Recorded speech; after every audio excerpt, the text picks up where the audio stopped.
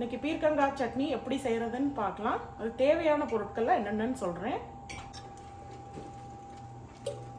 ஒரு 2 ஸ்பூனு நல்லெண்ணெய் எடுத்துக்கலாம். இந்த சட்னிக்கு நல்லெண்ணெய் ரொம்ப நல்லா இருக்கும். எண்ணெய் சூடானதும் கடுகு, உளுந்தம்பருப்பு, சீரகம் ஒரு 1/4 ஸ்பூன் சீரகம் போட்டால் போதும். பெரிய வெங்காயம் ஒரு அரை வெங்காயம் போடணும். 5-6 சின்ன வெங்காயம் கட் பண்ணி வச்சுருக்கிறேன். நீங்கள் முழுசாக கூட அப்படியே போடலாம். கருவேப்பிலை கொஞ்சமாக, ஒரு பெரிய சைஸ் தக்காளி, 3 மிளகா வத்தல், 4 பல் பூண்டு, 2 பச்சை மிளகா, ஒரு பீர்க்கங்காய் தோலை கட் பண்ணி வச்சுருக்கிறேன். நீங்கள் தோலோட கூட போட்டுக்கலாம். கொத்தமல்லி இலை ஒரு கையளவு எடுத்துருக்கிறேன். எண்ணெய் சூடாயிடுச்சு. 1/4 ஸ்பூன் கடுகு உளுந்தம்பருப்பு போட்டிருக்கிறேன். ஜீரகம் ஒரு 1/4 ஸ்பூன். நல்லா பொரிஞ்சதும் வெங்காயம்,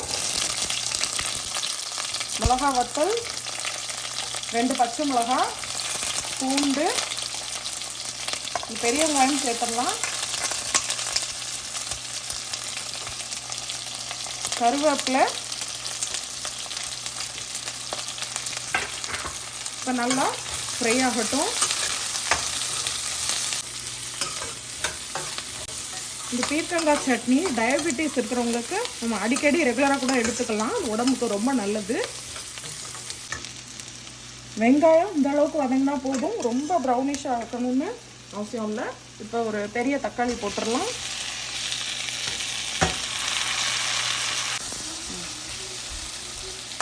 தக்காளி நல்லா வதங்கிடுச்சு. இப்போ கட் பண்ணி வச்சுருக்கிற பீர்க்கங்காய் போட்டுடலாம்.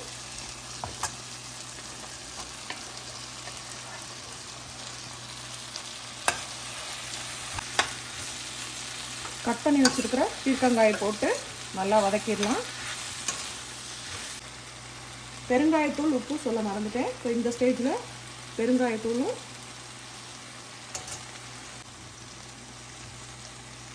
உப்பு உங்களுக்கு எவ்வளோ தேவையோ உங்களுக்கு சேர்த்துக்கோங்க. நான் 1 ஸ்பூன் உப்பு போட்டிருக்கேன்.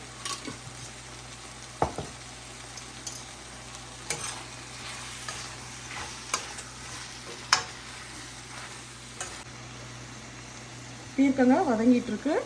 ஒரு மூடி போட்டுடலாம். 2 மினிட்ஸ் கழிச்சு பார்க்கலாம்.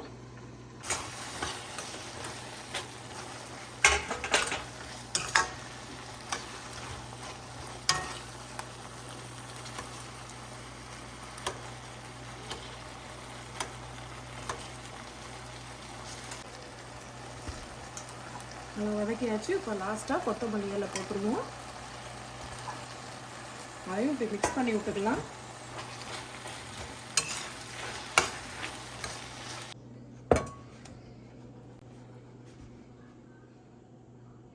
சட்னி இப்போ நல்லா அரைச்சாச்சு. இப்போ இது ஒரு பாத்திரத்தில் போட்டுக்கலாம்.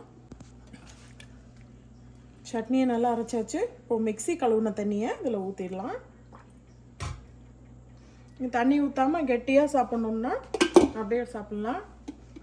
எண்ணெய் சூடாயிடுச்சு. இப்போ கடுகு, உளுந்தம்பருப்பு, கருவேப்பிலை, மிளகா வத்தல் போட்டு தாளிச்சிடலாம்.